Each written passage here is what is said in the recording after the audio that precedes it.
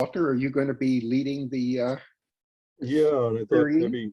maybe what I'd do is we have a series of, I guess we could just get started, and I'll say you know our task today is to go through queries to prepare for our State of the Meeting report to go to South Central Yearly Meeting this year, something we do every year. And we have a set of about 8 questions or 8 queries that we go through, and we're going to have 2 sessions of examining the queries and preparing for the meeting report. This would be the first one. So my thought was to go through the first 4 questions of the traditional list of questions or queries, I should say. And then next week we'll go through the someone else will be facilitating next week, and we'll go through the other 4 queries. That'll give us some time to work on each one, maybe 10 minutes a query. And I was thinking that maybe I'd try to post the queries in the chat, each one in the chat as we go along. And let's see if I can succeed in posting the first one here.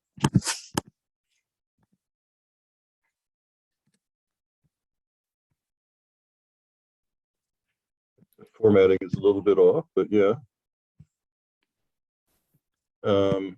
So maybe to get started, we could take a few moments of silence, and then as I'll try to keep an eye on time as we go through these and allocate us about 10 minutes a query, but also kind of get a sense of whether we're done,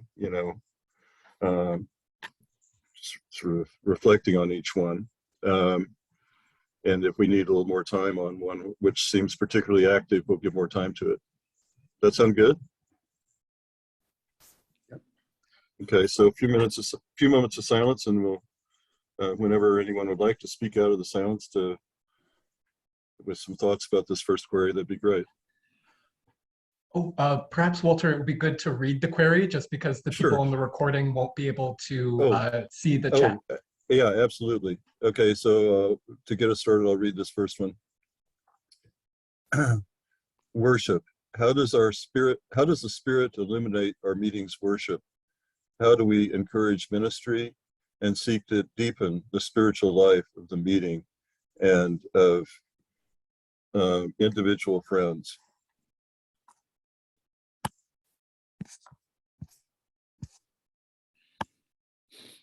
And I'll repeat that. The first query is worship. How does the Spirit illuminate our meetings worship? How do we encourage ministry and seek to deepen the spiritual life of the meeting and of individual friends?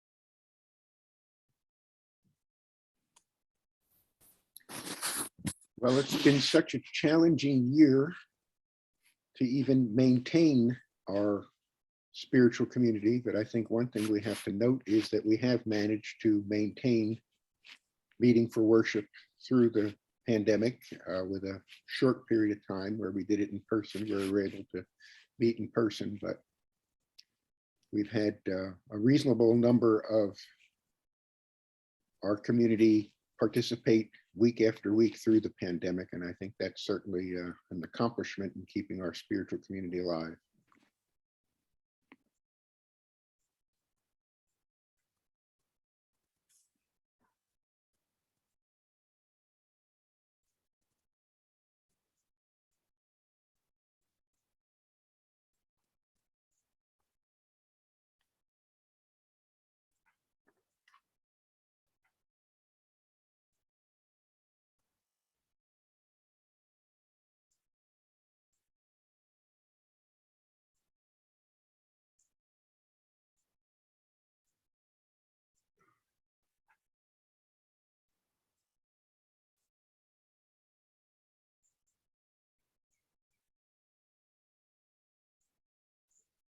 I think I'd like to offer my gratitude to the adult religious education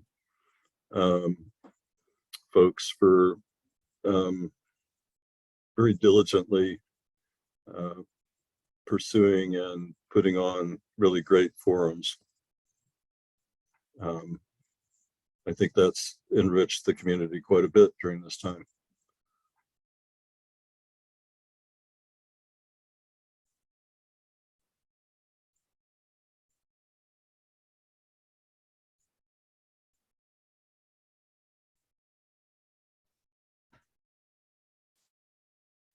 Two things in the context of both of the previous comments that need to be acknowledged. One, that the spirit is pretty clear that while in this environment we've done the best with what we have, virtual interactions are no substitute for the direct personal interactions that we all look forward to being restored. And secondly, that we have not found a way, all good intent notwithstanding, to continue to care for the spiritual well-being of our children in the meeting.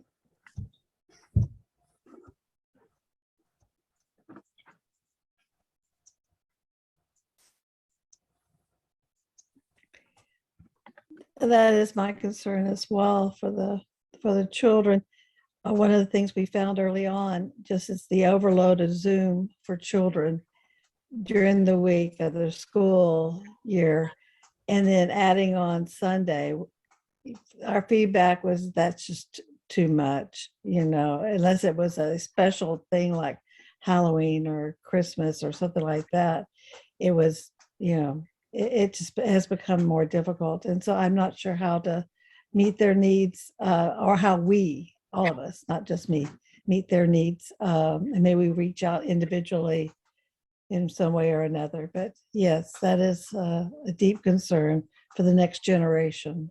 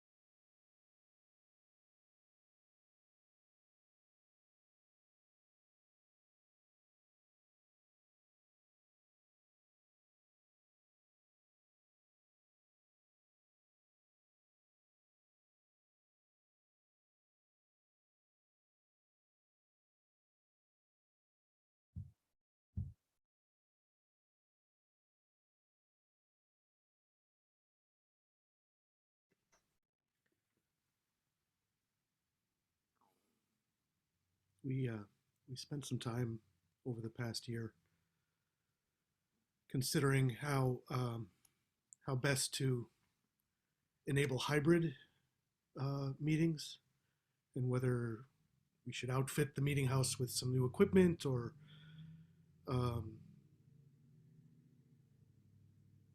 yeah, so some consideration of how to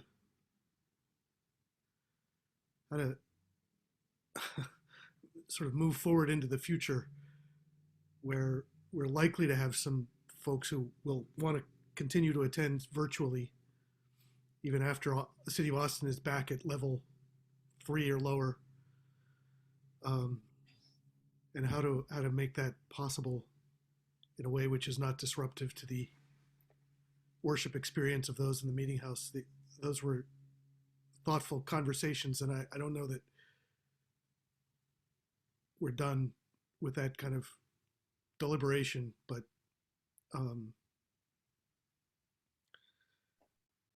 these are very different experiences, worshiping in person versus worshiping virtually. And to try and knit them together the way we have is a struggle, but worth it.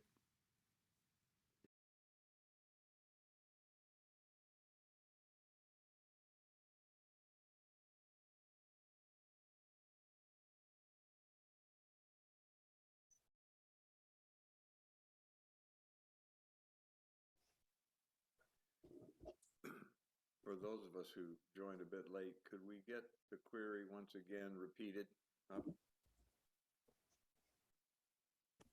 Yes, we're almost done with the first query. It is worship. How does the Spirit illuminate our meetings worship? How do we encourage ministry and seek to deepen the spiritual life of the meeting and of individual friends? And at the outset of consideration of each query, I'm posting it in the chat. We'll take a few more minutes on this one for those who have arrived late.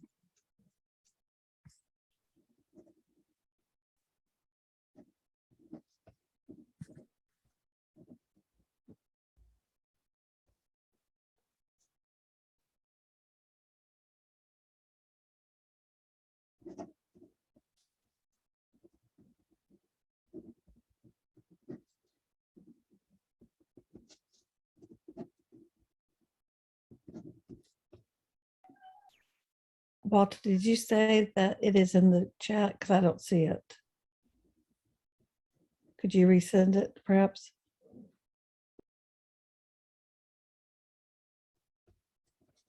I wonder if it has to do with when you signed on. Okay.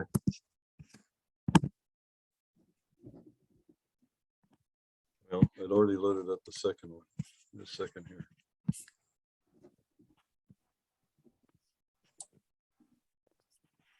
You need to keep doing it, Walter, because anybody new who comes, when somebody new comes on, they won't see what went into the chat before that. Okay. Okay, got it.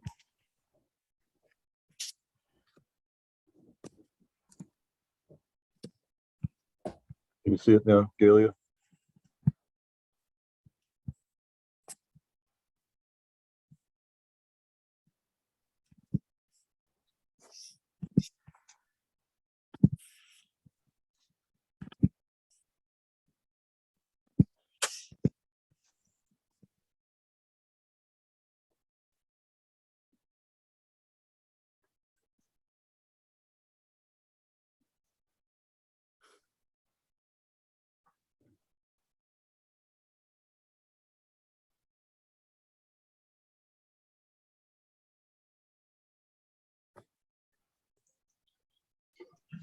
Last Sunday, we had the chance to meet with the San Antonio Friends for a meeting for worship, and then for their forum, which they do, I think, at 12 or 11:30.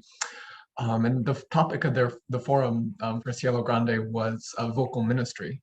And it was interesting to hear that they have a similar feeling or a similar sort of practice to us.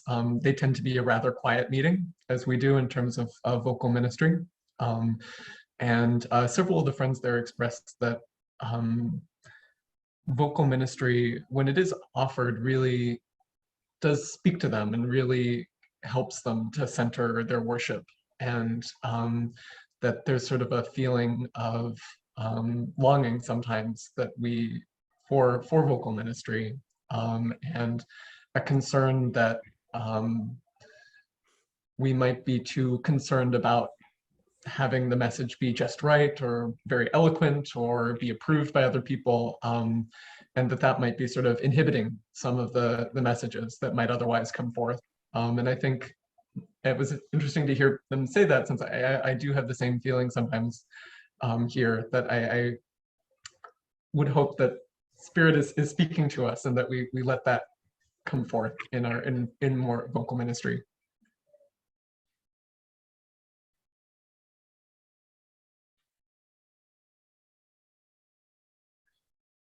I think many of us have noticed that with the shift to Zoom and or hybrid meeting, we have seen the number of messages drop off.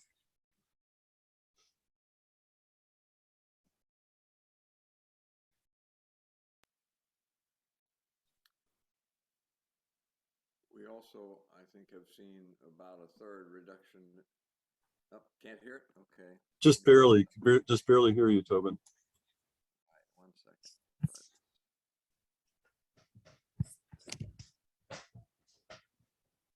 Is that any better? No. Let me try this. It's soft, but I can hear you at least. It's soft. We can. How does that sound? No. It's the same. Well, we've lost about 1/3 of our attendance, and that is certainly going to affect the way in which our worship affects those who aren't there, I would think.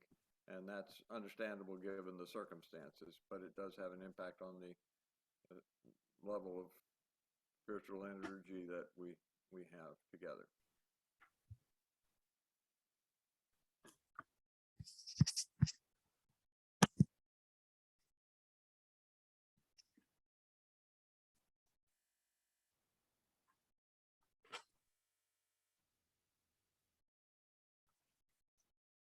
So the second query is meeting community.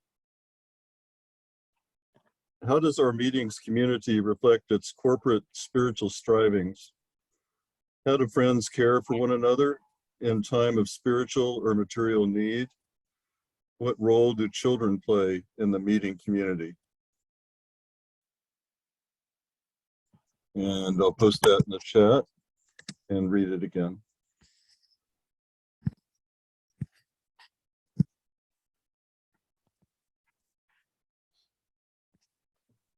Meeting community.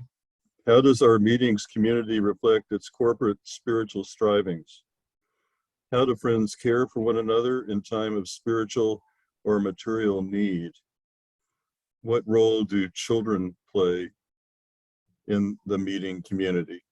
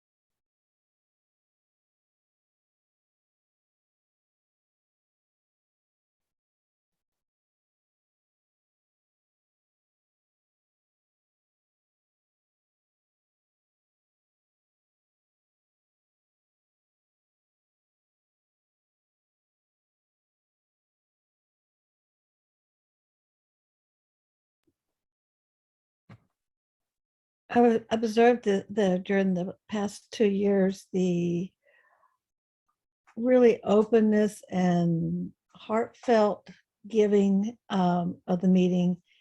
And two committees in particular, the Care and Council and the Peace and Social Concerns this year have really, warmed my heart on being open and receptive to a wide variety of needs this year, without a lot of judgment or anything like that, just openness. And yeah, it's shown that people can and do rise to the occasion to meet the spiritual and physical needs of individuals. We can always do more, but what I've seen has been very tender this year.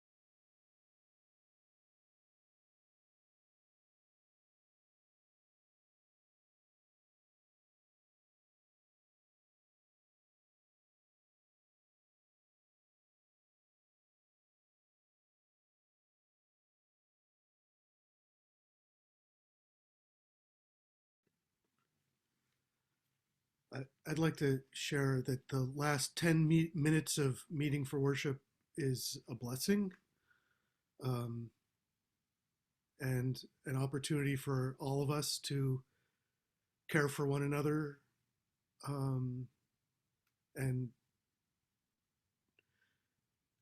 it's a good segue into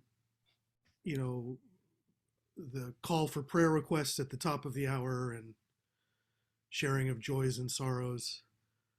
But that moment, those 10 minutes where we're all kind of engaged in corporate spiritual strivings on behalf of each other, and it's yeah, it's important, and we get a lot of people sharing.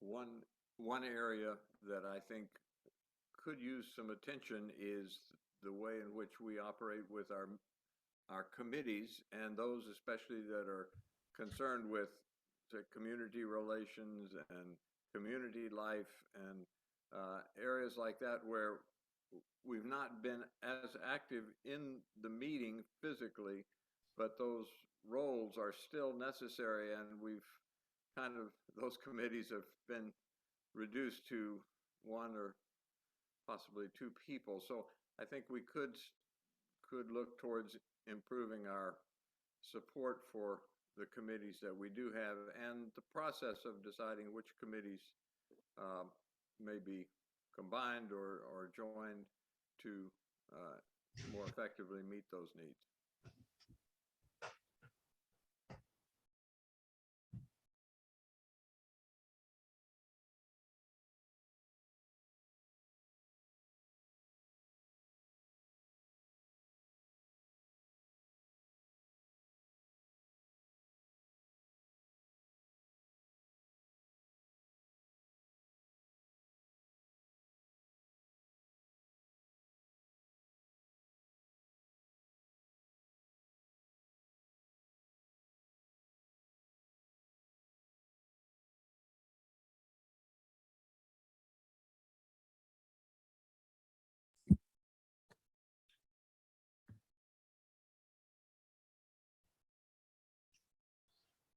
Our continued focus on opposing racism as a community, I think, is an example of the first answer to the first question.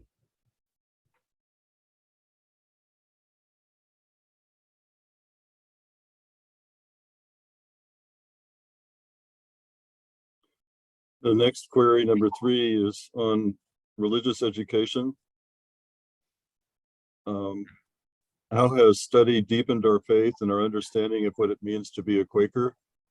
How have we explored issues of faith with newcomers, seasoned friends, and children?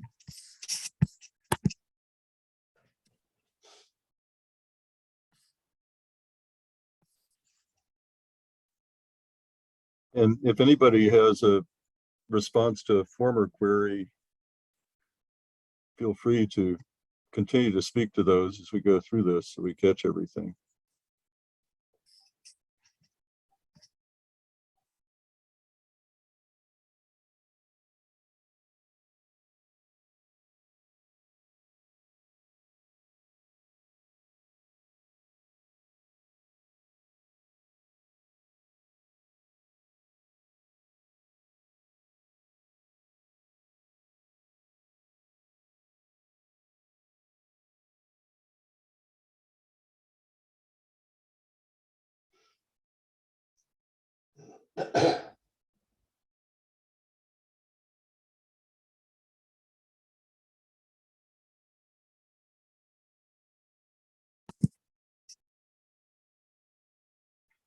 Present query again is religious education.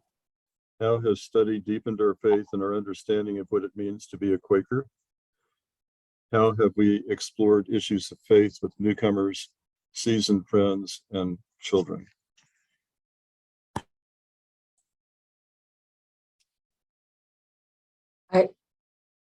I felt that our forums have been enriched during this time on Zoom. That the committee, the ARE committee, is doing a wonderful job. The ability to record those forums has been really important to a lot of people, and it just has been a really good experience. So, you know, I look forward to having that continue, even as we might move back into in-person meeting.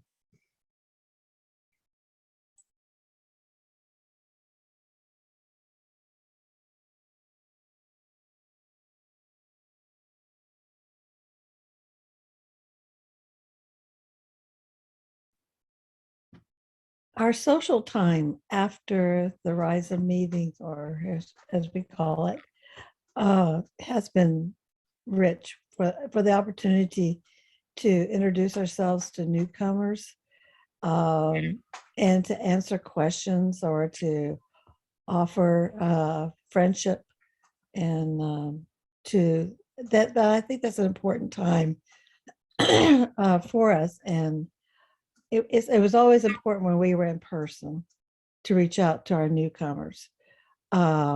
Unfortunately, sometimes they go away before we have a chance to do that, but that's always the case. People would rise at the RISA meeting, leave, and so what are you going to do?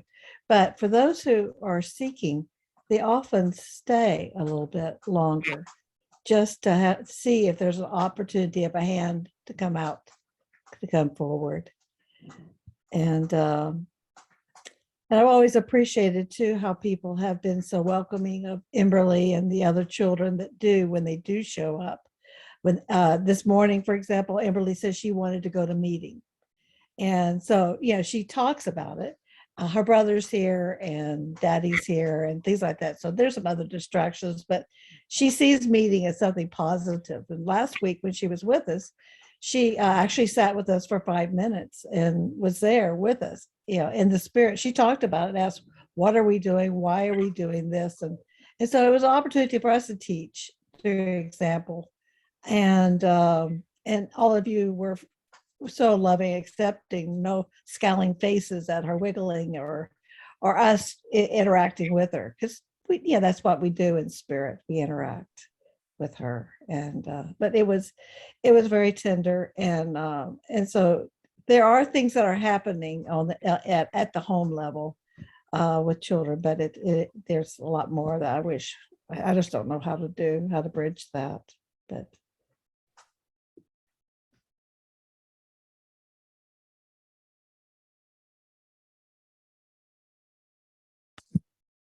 I'd just like to add that I have actually found the Zoom format to be really helpful in communicating with newcomers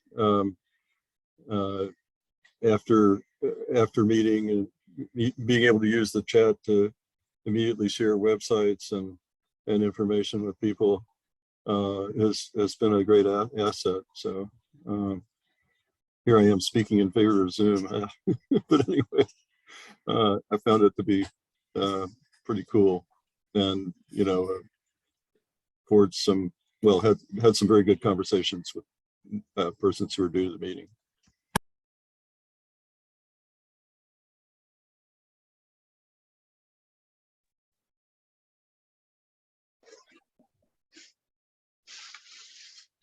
I think we should point out that we had another Quakerism 101 series that was well participated in and well received. And again, being able to do that during these times of stress and distancing is a significant accomplishment.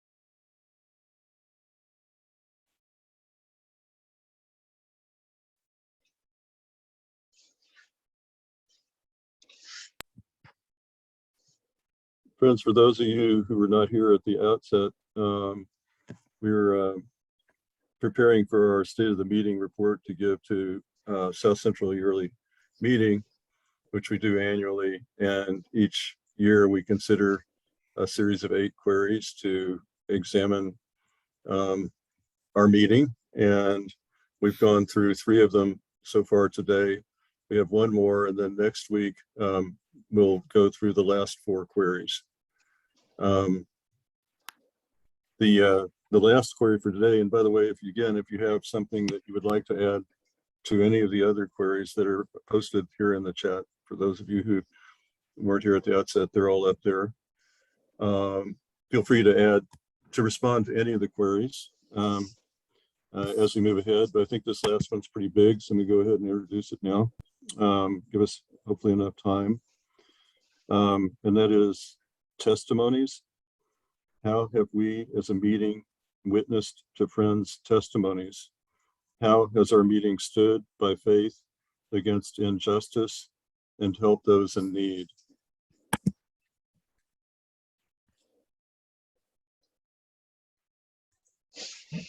Just before responding to that query, I just wanted to point out that the next State of the Meeting report will be in actually 3 weeks. So it'll be on 3 weeks. February 27th. Yeah.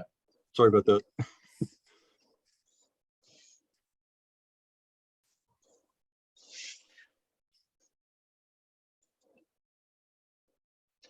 So again, the last query is testimonies.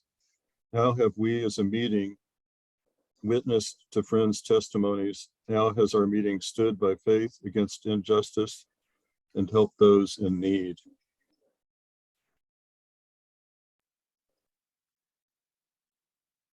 I would say the ongoing efforts for ministry to those in prison, especially on death row, is an example that has continued in a very positive way throughout this long period of COVID.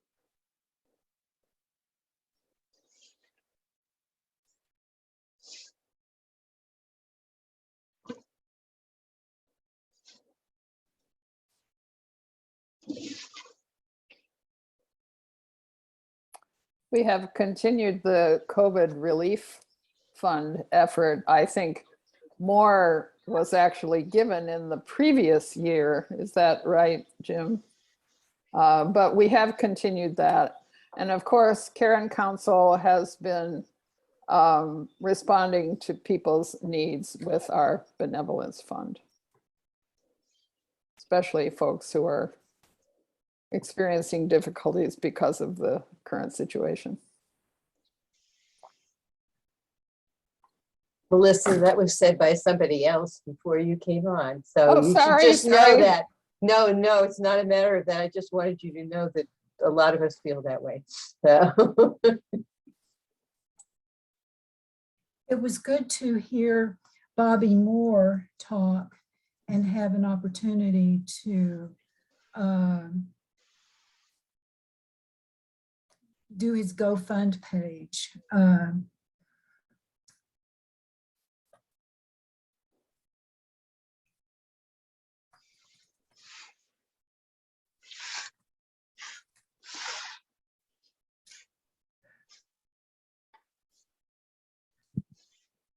You know, our new relationship with Bobby is a product of, in some products, probably the wrong word. It is it's a circumstance that's come about as a result of Joanna's incredible, steady encouragement to everyone in the meeting to write letters to the death row prisoners who respond to our Christmas message each year. And, you know, an attender of the meeting befriended Bobby with letters about around 2016. And then, you know, that's why he has a relationship with us now, after having left death row, being out on parole, which is an extraordinary thing. And yeah, amazing, steadfast work.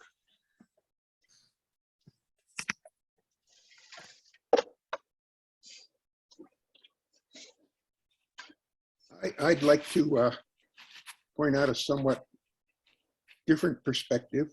While we have as a meeting a long-term commitment and a very broad and deep one to the death row activities and the Columbia ministry activities, it took a worldwide pandemic for us to outreach to our community and provide support for people on the front rows of homelessness and food insecurity.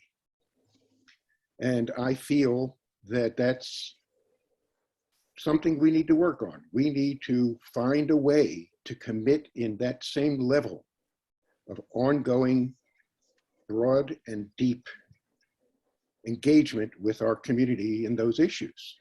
We're very good at putting together a minute on social injustices, but until this pandemic, we haven't had a ongoing commitment to engage and try to remedy in some small way those issues.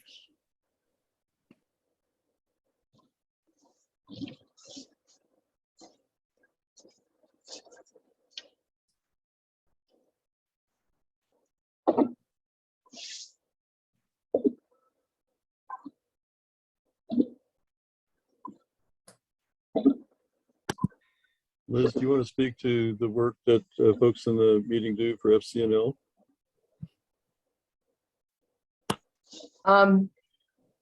Yeah, I want to remind us that this is a reflection of what happened last year, not a reflection of what we should be doing. So I just want to remind us that that's the task we're set to do. Yes, I mean, Tobin could probably answer this better than I, since I've been kind of neglectful, having now two members who are quite active, two members of the meeting who are quite active in the local FCNL advocacy team. I've dropped back for a while, but that team has been doing an excellent job of bringing together people to do various kinds of lobbying, and that effort has grown and continues to grow with Quakers all over Texas, which is really exciting. Sometimes when we go to visit our senators, we include people from several of the meetings, including the meeting in El Paso, so which isn't part of our yearly meeting. So that's really good. So so that's that. I would say, Tobin, that effort continues to grow with a lot of people who are not friends, which is great. That's really nice. Room for even more active participation in those national issues and on the advocacy team, which I think it can further those kinds of topics.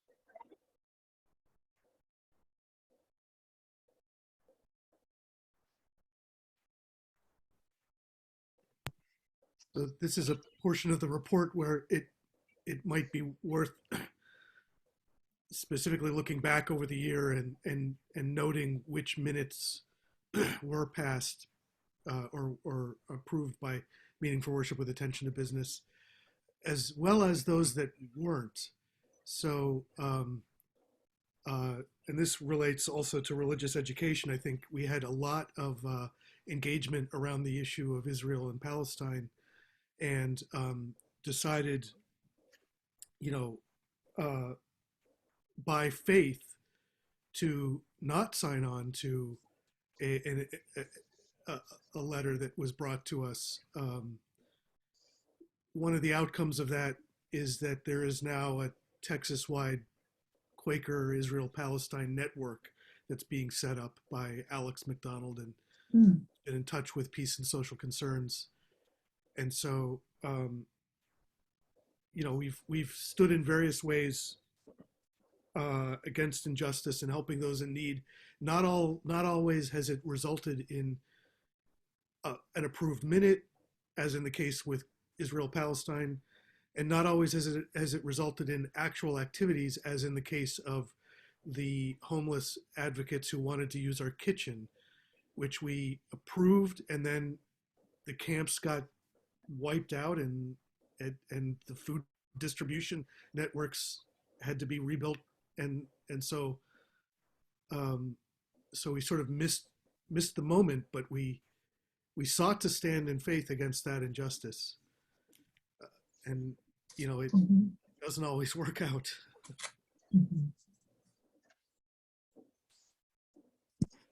Speaking somewhat for myself, I would just say that and I know Chip and others, we're super excited about the opportunity to support that local homeless assistance project, and to use our kitchen, in our meeting house as a resource, and to have, to bring the young people into that they're doing such valuable social justice work into our community and support them. We were so excited about that, and I feel almost grief over the fact that it didn't happen.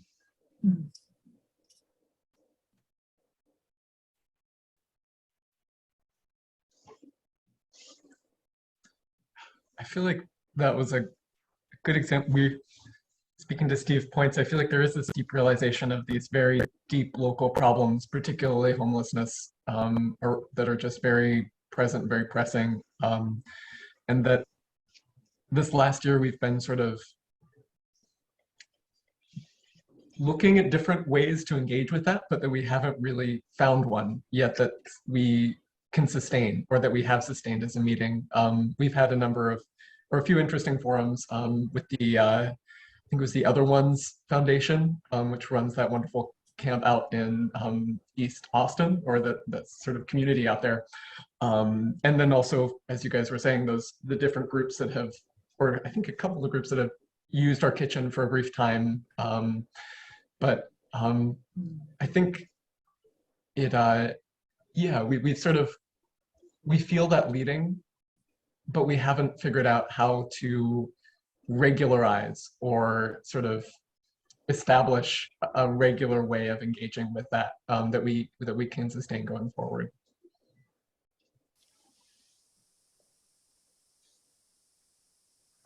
I think our placement of some of our investment funds with People's Fund as an acknowledgement of various forms of injustice in the community as a way for us to support those populations who wouldn't necessarily have access to financing.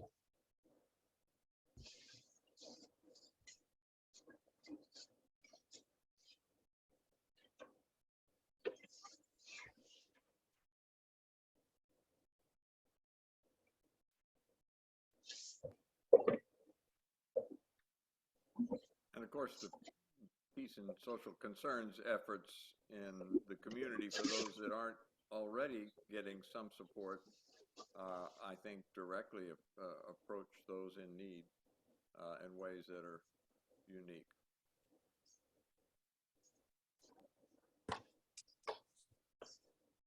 Just as a point of information, for a number of years, we took day-old bread from Whole Foods, sold it, or shared it with the meeting, but then also took the bread over to another church that was delivering direct food aid every Sunday. So there are some mechanisms that it worked for a number of years, and maybe that's something we can look at again.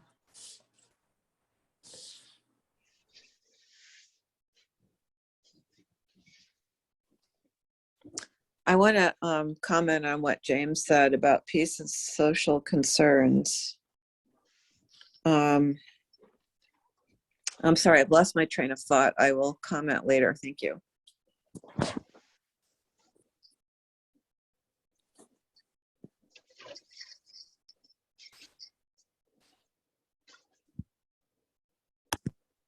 think we have about 3 or 4 more minutes where we'll need to close. Is that right, James?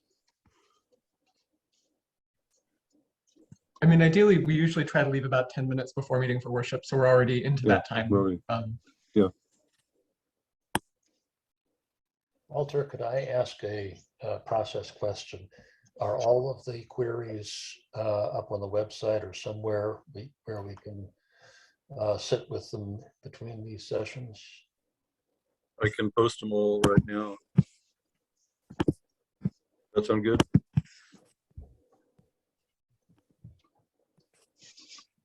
As a couple of not newcomers, but old comers from the Rio Grande Valley, we are so grateful to be included in this vibrant, effective meeting.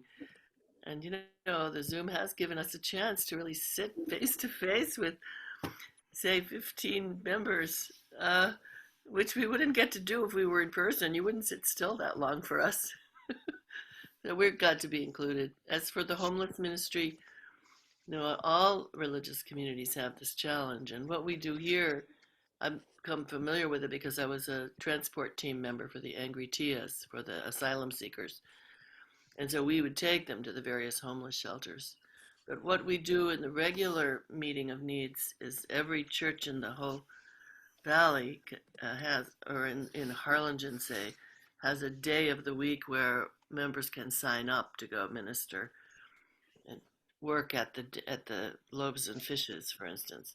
And many of us also go to La Posada, which is a homeless shelter for international asylum seekers. Anyway, thank you for being there. We're glad to participate, albeit as old comers from the hinterlands.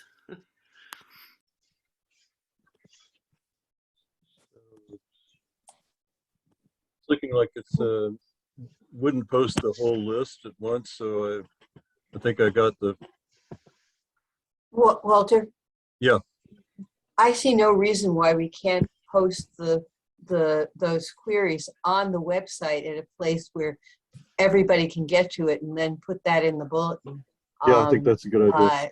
And that, because nobody who's now getting on will be able to get to those, because the chat doesn't work for people who weren't with us. I just reposted. Yeah, that's right. Now getting on and starting the meeting, right? Walter, yeah. If you can you mute yourself so it won't echo? Yeah, thanks. If you send those right over to me on an email or something, I will get them up practically instantaneously Okie dokie. and put the link in the chat.